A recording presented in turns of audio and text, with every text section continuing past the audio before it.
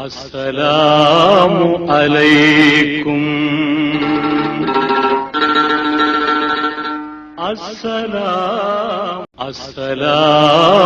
அலைக்கும். அஸ்ஸலாமு அலைக்கும் வரஹ்மத்துல்லாஹி வபரகாத்துஹு. எல்லா புகழும் அகில உலகங்களின் இறைவனாகிய அல்லாஹ்வுக்கே உரியது. நபிகள் நாயகம் முகமது ஸல்லல்லாஹு அலைஹி வஸல்லம் அவர்கள் மீதும் அவர்களது குடும்பத்தார் தோழர்கள் அனைவரின் மீதும் நம் மீதும் அல்லாஹ்வின் அருளும் சாந்தியும் உண்டாவதாக. அன்பான சகோதர சகோதரிகளே, ஒரு சிறிய கதையோடு இன்றைய பயானை ஆரம்பிக்கிறேன். அவர் ஒரு பெரிய கோடீஸ்வரர், ஆயிரக்கணக்கான கோடிகளுக்கு அதிபதி. உலக அளவில் அவருக்கு பல்வேறு நிறுவனங்கள் நடந்து வந்தன. அவரிடம் இல்லாத வசதிகள் உலகத்திலேயே இல்லை. அப்படியான ஒரு வாழ்க்கை. ஆனாலும் என்ன செய்ய, அவருக்கும் ஒரு நாள் திடீர் உடல்நலக்குறைவு ஏற்பட்டு மருத்துவமனையில் உயிருக்கு போராடி கொண்டிருந்தார். உலகின் மிகச்சிறந்த மருத்துவ வல்லுநர்கள் எல்லாம் அவருக்கு சிகிச்சை அளித்தார்கள். ஆனாலும் என்ன நோய்தான் என்பதை யாராலும் கண்டுபிடிக்க முடியவில்லை. அப்போது மருத்துவர் ஒருவர் ஐயா, உங்கள் வாழ்க்கை இன்னும் சில மணி நேரங்கள் தான், இதற்கு மேல் எதுவுமே இல்லை என்று கையை விரித்து விட்டார். அந்த மனிதர் மெதுவாக மருத்துவரிடம் கேட்டார், டாக்டர், என்னிடம் இருக்கிற ஆயிரக்கணக்கான கோடி பணத்தில் இன்னும் சில மணி நேரங்களை அல்லது ஒரு நாளை விலைக்கு வாங்க முடியுமா அப்படின்னு கேட்டார். அந்த மருத்துவர் அமைதியாக இல்லை, முடியாது அப்படின்னு சொல்லி தலைசார். அந்த நிமிடத்தில் அந்த மனிதர் உணர்ந்தார், உலகத்தில் பணத்தால் வாங்க முடியாத ஒன்று இருந்தால் அது நேரம். ஆமாம் நண்பர்களே, நம்மை கடந்து சென்ற நேரத்தையோ இல்லை நாம் இருக்கின்ற நேரத்தையோ நம்மால் வாங்க முடியாது.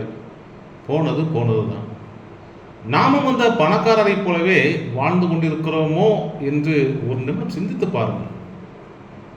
நாளை இருப்போம் என்ற நம்பிக்கையில் தொழுகையை தள்ளி போடுகிறோம். குர்ஆனை பிறகு ஓதலாம் நினைக்கிறோம். இறைவனிடம் பாவ மன்னிப்பு கேட்க இன்னும் வயது இருக்கிறது என்று எண்ணுகிறோம். ஆனால் நமக்கு நாளை இருக்கும் என்று யார் உத்தரவாதம் கொடுத்திருக்கிறார்கள்? நாளை என்பது நமக்கு நிச்சயம் பெற்றது. இப்படி எதுவுமே நிச்சயமற்ற நிலையில் ஏக இறைவன் நம்மை ஏன் இந்த உலகத்தில் படைத்திருக்கிறான்? நான் ஏன் பிறந்தேன்? என் வாழ்க்கையின் நோக்கம் என்ன? சிலர் பணத்தை தேடுகிறார்கள், சிலர் பதவியை நாடுகிறார்கள், சிலர் புகழை விரும்புகிறார்கள். ஆனால் இவை அனைத்தையும் அடைந்த பிறகும் மனம் நிம்மதி இல்லாமல் வாழ்பவர்கள் ஏராளம். ஏனென்றால் அவர்கள் வாழ்க்கையின் உண்மையான நோக்கத்தை அறியவில்லை. இன்று அந்த உண்மையை இஸ்லாம் எப்படி கூறுகிறது என்பதை இந்த பயானில் பார்க்கலாம். மனிதன் ஏன் படைக்கப்பட்டான்? அல்லாஹ் திருமறை குர்ஆனில் கூறுகிறான். என்ன கூறுகிறான்? ஜின்களையும் மனிதர்களையும் என்னை வணங்குவதற்காகவே தவிர வேறு எதற்காகவும் நான் படைக்கவில்லை. இந்த ஒரு வசனமே மனித வாழ்க்கையின் முழு நோக்கத்தையும் விளக்குகிறது. நாம் இந்த உலகத்தில் வெறுமனை சாப்பிட்டு தூங்கி வேலை செய்து செல்வம் சேர்த்து இறந்து போவதற்காக வரவில்லை. நம்மை படைத்த அல்லாஹ் அறிந்து நம்ம படைத்தவனை வணங்கி அவனுடைய கட்டளையின்றி வாழ்வதற்காகவே இந்த மண்ணில் வந்திருக்கிறோம். இந்த உலக வாழ்க்கை என்பது நமக்கு இறைவனால் நடக்கப்படக்கூடிய ஒரு தேர்வு தான். நாம் எழுதக்கூடிய பள்ளி தேர்வு 2 அல்லது 3 மணி நேரம் மட்டும்தான். அந்த தேர்வுக்காக பல மாதங்கள் படிக்கிறோம். ஆனால் நம்முடைய இந்த உலக வாழ்க்கை என்பதோ 60 ஆண்டுகளா, 70 ஆண்டுகளா, 80 ஆண்டுகளா தெரியாது. ஆனால் இந்த வாழ்க்கை தான் மறுமைக்கான தேர்வு. அல்லாஹ் ஒவ்வொரு நாளும் நம்மை பார்த்து கொண்டிருக்கிறான். நாம் பேசும் ஒவ்வொரு வார்த்தையையும், நாம் செய்யும் ஒவ்வொரு செயலையும், நாம் எண்ணக்கூடிய ஒவ்வொரு எண்ணங்களையும் அனைத்தும் பதிவு செய்யப்படுகிறது. மரணம் என்பது முடிவல்ல. இன்றைய மனிதன் மரணத்தை பார்த்து பயப்படுகிறான். ஏன்? அவன் மரணத்துக்கு தயாராக இல்லை. ஆனால் ஒரு மூமினுக்கு மரணம் என்பது முடிவல்ல, அது உண்மையான மறுமை வாழ்க்கையின் ஆரம்பம். இந்த உலகம் ஒரு நிலையம், வந்து தங்கக்கூடிய இடம், அவ்வளவுதான். மறுமை தான் நமக்கு நிரந்தரமான வீடு. அது அந்த வீட்டுக்கு செல்வதற்கு இந்த உலகத்தில் இருக்கக்கூடிய செல்வம் நம்முடையதா? நாம் சம்பாதிக்கக்கூடிய பணம், வீடு, நிலம், கார், நகை எதுவுமே நம்மோடு வராது. கபருக்கள் நம்மோடு வருவது 3 விஷயங்கள் தான் சொல்லி நபிகள் நாயகம் ஸல்லல்லாஹு அலைஹி வஸல்லம் கூறினார்கள். 2 திரும்பி போயிடும், 1 மட்டும் தான் நம்ம கூட தங்கும். நமது குடும்பமும் நாம் சேர்த்த செல்வமும் நம்மை விட்டு திரும்பி சென்றுவிடும். நாம் செய்யக்கூடிய நற்செயல்கள் மட்டும்தான் நம்முடன் தங்கும்.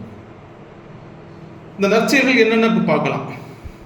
இதெல்லாம் முதன்மையானது அல்லாஹ்வை வணங்குவது, அதாவது நம்ம தொழுகை தான். மறுமையில் முதலில் விசாரிக்கப்படுவது நமது தொழுகை குறித்து தான். தொழுகை சரியாக இருந்தால் மற்ற அமல்களும் சரி எளிதாகும். தொழுகை இல்லாத வாழ்க்கை தண்ணீர் இல்லாத மரம் மாதிரி தான். மரம் பார்க்க உயிரோடு இருப்பது போல தெரியும், ஆனால் உள்ளே வறண்டு போயிருக்கும். தொழுகைக்கு அடுத்தபடியாக குர்ஆனுடனான நம்ம தொடர்பு. இன்று எல்லாருடைய வீட்டிலும் குர்ஆன் இருக்கிறது, ஆனால் அதை எத்தனை பேர் வாசிக்கிறார்கள்? குர்ஆனை புரிந்து கொள்கிறார்களா?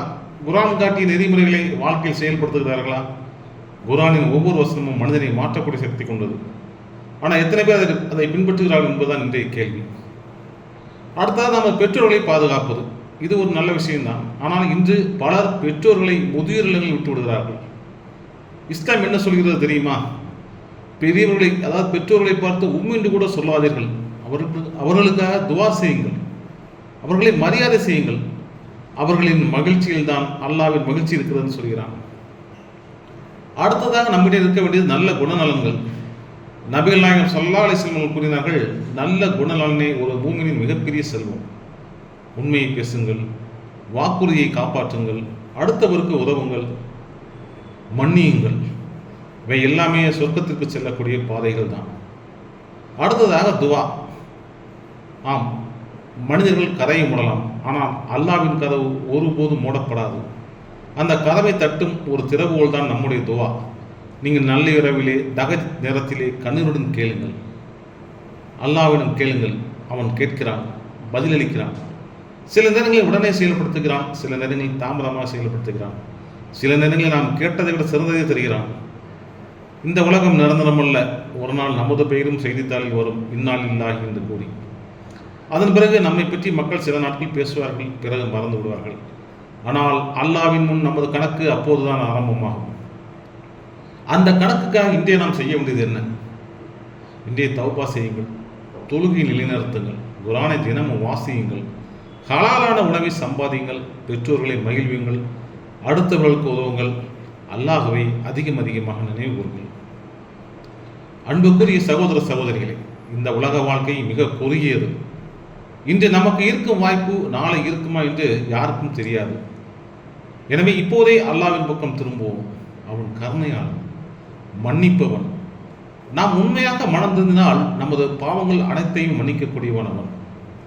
அல்லாஹ் நம்மை நேர்வழியில் நிலைநிறுத்துவானாக, நமது பெற்றோர்களை மன்னித்து அருள் செய்வானாக, நமது இறுதி நேரத்தை ஈமானுடன் ஆக்குவானாக, நமக்கு ஜன்னதுல் ஃபிர்தௌஸ் என்னும் சுவனத்தை வழங்குவானாக. ஆமீன் யா ரப்பல் ஆலமீன். அஸ்ஸலாமு அலைக்கும் வரஹ்மத்துல்லாஹி வபரகாத்துஹு.